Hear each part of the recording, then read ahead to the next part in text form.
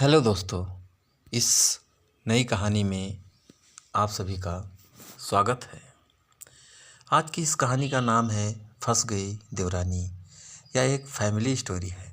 अगर आपको Hindi story, family story या सास बहू की कहानियाँ सुनने का शौक़ है तो इस कहानी को पूरा ज़रूर सुने। तो चलिए हम कहानी की तरफ चलते हैं। यह एक मोरल स्टोरी है। माया, बूढ़ो तुम यहाँ पर बैठे बैठे काहे खांस रहे हो? शर्म नहीं आती? यहाँ पर सब बहू बेटियाँ हैं। चुपचाप जाकर कमरे में बैठो या किसी कोने में बुड्ढों के साथ बैठो जाकर। आज गजोधर के छोटे बेटे कार्तिक की शादी की तैयारी चल रही है। गजोधर कुछ बोल नहीं पाता और चुपचाप घर के बाहर निकल जाता है। माया, ये बुढ़ा हमेशा मेहमानों के सामने हमारी बेइज्जती करता है। मैंने इतना बोल दिया कि कमरे में जाकर बैठो तो इतने में घर से बाहर चला गया ये बुढ़ा। इतने में वहाँ पर बड़ा बेटा विनोद और छोटा बेटा कार्तिक आ जाते हैं। विनोद, अरे माँ, पिताजी को बार बार इस तरह क्यों डांटती रहती है? उन्हें कैसा लगता होगा? वो इस घर के मुखिया हैं। सबके सामने इस तरह उन्हें डांटोगी तो उन्हें खुद पर शर्म आने लगेगी। माया, अच्छा तो तुम लोग भी अपने बाप की साइड लेने लगे हो आजकल। ठीक है, मैं एक कोने में जाकर बैठ जाती हूँ, फिर देखती हूँ सारा काम कैसे होता है। विनोद और कार्तिक की माँ माया विनोद के इतना बोलते ही गुस्सा हो जाती हैं और खुद को कमरे में बंद कर लेती हैं। सब लोग दरवाज़ा पीटते रहते हैं लेकिन वो दरवाज़ा नहीं खोलती और ना ही कुछ बोलती हैं। नीलम, आपको माँ जी से इस तरह बात नहीं करनी चाहिए थी। अब ऐसा करिए, दरवाज़ा तोड़ दीजिए वरना कहीं माँ जी कुछ गलत ना कर बैठे। विनोद, नीलम तुम सही कह रही हो। कार्तिक जरा पीछे हटना, मैं दरवाज़ा तोड़ता हूँ।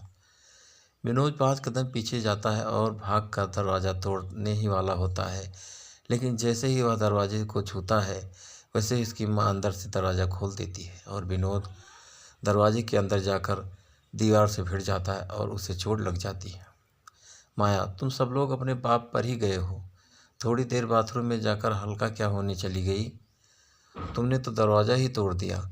कल शादी है, शादी से पहले इतना बड़ा अपशगुन कर दिया तुम लोगों ने। अब कोई ना कोई गड़बड़ तो शादी के बाद ज़रूर होगी। नीलम, माँ जी आप ऐसा क्यों बोल रही हैं? ऐसा कुछ नहीं होगा। माया, तुम चुप ही कर बहू। ये मेरा घर है और यहाँ सिर्फ मेरी चलेगी। मुझे आज के ज़माने की साथ मत समझा लेना जिसे तू दबा ले जाएगी। नीलम, ठीक है माँ जी, अब हम लोग कुछ नहीं बोलेंगे। जैसा आप कहेंगी वैसा ही होगा। अब चलिए शादी की तैयारी करते हैं। कल बारात निकलनी है कार्तिक की। देवर जी को थोड़ा समझा देती हूँ।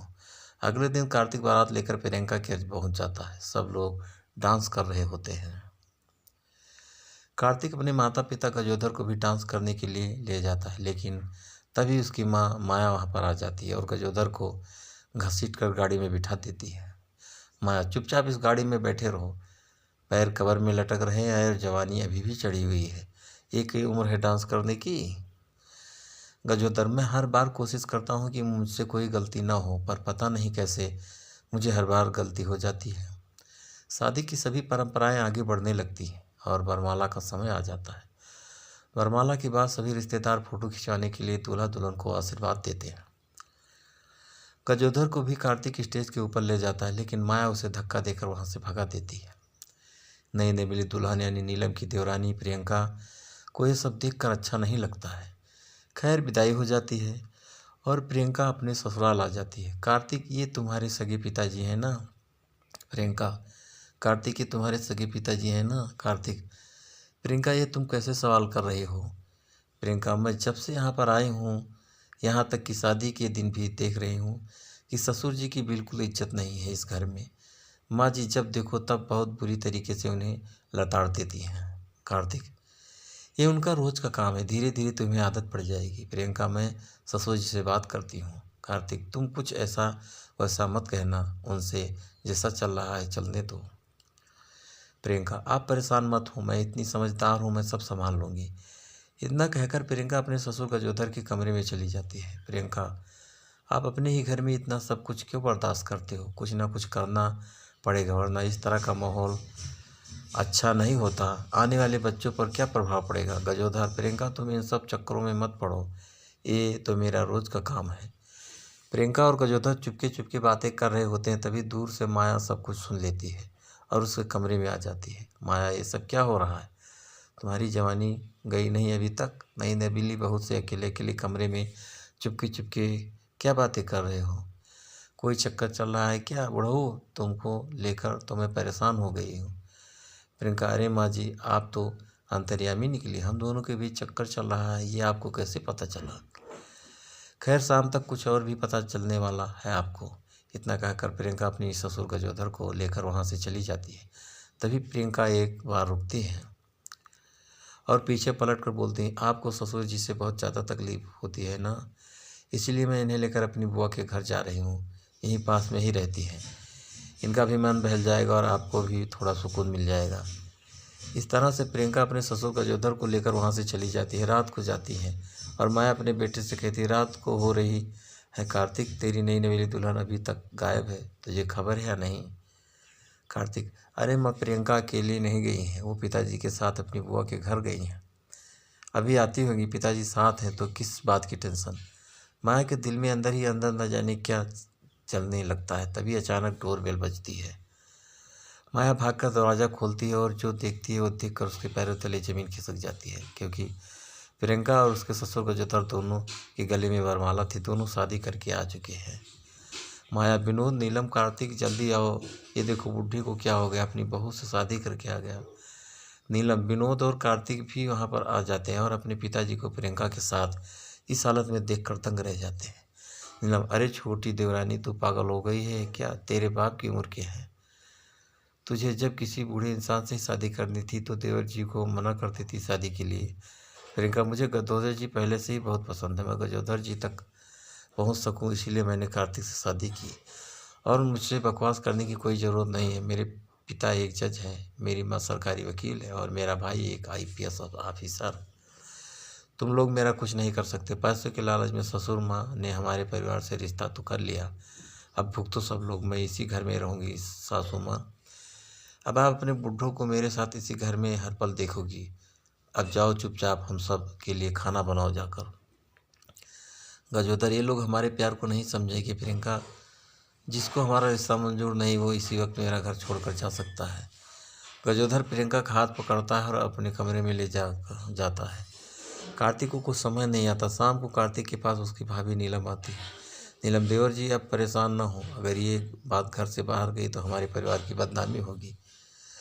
कार्तिक, तो अब मैं क्या करूं भाभी, मैं भी दूसरी शादी कर लूं क्या? इतने में कार्तिक का फ़ोन बजने लगता है, उसकी सास का फ़ोन। कार्तिक, सासू माँ, आपकी बेटी को आपके परिवार को मैंने बहुत अच्छा समझा था, पर उसने तो मेरे पिताजी से शादी कर ली, मैं भी अब दूसरी शादी कर लूँगा। सास, ऐसी गलती भी मत करना कार्तिक, वरना पूरा परिवार पूरी ज़िंदगी जेल में सड़ते रहोगे। मेरी बेटी आज़ाद हो, जो चाहती वही करती है। इतना कहकर कार्तिक की सास फ़ोन काट देती है और कार्तिक रोने लगता है। कार्तिक, मेरी तो ज़िंदगी बर्बाद हो गई भाभी। नीलम, कार्तिक, मेरी देवरानी बहुत अच्छी है और दमदार भी। कार्तिक, भाभी आप भी प्रियंका की तारीफ़ कर रही हैं। नीलम, तुम बहुत भोले हो देवर जी, सुनो। नीलम उसे सारी बात बता देती है। नीलम, देखो कार्तिक, तुम प्रियंका को गलत मत समझो, उसके घर में सभी लोग कानून के रखवाले हैं, इसीलिए ऐसे लोग जहाँ भी गलत होते हुए देखते हैं उसे सुधारने के लिए वे लोग किसी हद तक जा सकते हैं। कार्तिक, मैं कुछ समझा नहीं भाभी। नीलम, मेरी देवरानी जो भी कर रही है मुझे बताने के बाद ही कर रही है, ससुर जी के साथ मिलकर वो सिर्फ शादी का नाटक कर रही है। कार्तिक अब सुनकर हैरान हो जाता है। कार्तिक, नाटक? प्रियंका पिताजी से शादी का नाटक क्यों कर रही है? 1-2 दिन में सब पता चल जाएगा। इसी तरह 2-3 दिन बीत जाते हैं। प्रियंका माया पर बहुत जुल्म करती है, उसे सारा काम करवाती है, गजोधर के पैर पकड़ने तक मजबूर कर देती है। तब जाकर गजोधर का खोया हुआ सम्मान और आत्मविश्वास लौट आता है। लेकिन इस सबके बाद माया बहुत बीमार पड़ जाती है और बिस्तर पर लेट जाती है। माया, मैं मरने वाली हूँ। कहते हैं ऊपर वाला हर किसी को उसके कर्मों का फल इसी जन्म में दे देता है। मैंने अपने पति की कभी इज्जत नहीं की, इसीलिए आज मुझे अपनी सौतन देखनी पड़ी। अंतिम समय में मैं आप सभी से माफ़ी मांगती हूँ। माया अपने पति गजोधर से और बाकी सभी से माफ़ी मांगती। तभी वहाँ प्रियंका के माता पिता भी आ जाते हैं। प्रियंका की माँ, परेशान मत होइए समधन जी, हमने शादी वाले दिन ही समधी जी के प्रति आपका व्यवहार देख लिया था। इसीलिए प्रियंका ने गजोदर जी के साथ मिलकर शादी का नाटक किया। प्रियंका के पिता आदमी एक घर का पिलर होता है, आदमी एक घर को अपने कंधे पर उठा लेता है, इसीलिए कभी भी उसे इंसल्ट नहीं करनी चाहिए। लेकिन समधन जी आप तो इंसल्ट पर इंसल्ट किए जा रहे थे, इसीलिए मेरी बेटी को स्टेप लेना पड़ा। नीलम हाँ माँ जी, मेरी प्यारी देवरानी ने मुझे ये बात कर ही सब कुछ किया था। माया मुझे माफ़ कर दीजिए, मुझसे गलती हो गई। इस तरह से माया को अपनी गलतियों का एहसास हो गया और सब कुछ ठीक हो गया। प्रियंका उस घर में छोटी बहू बनकर ही रहने लगी और सभी खुशी खुशी रहने लगे।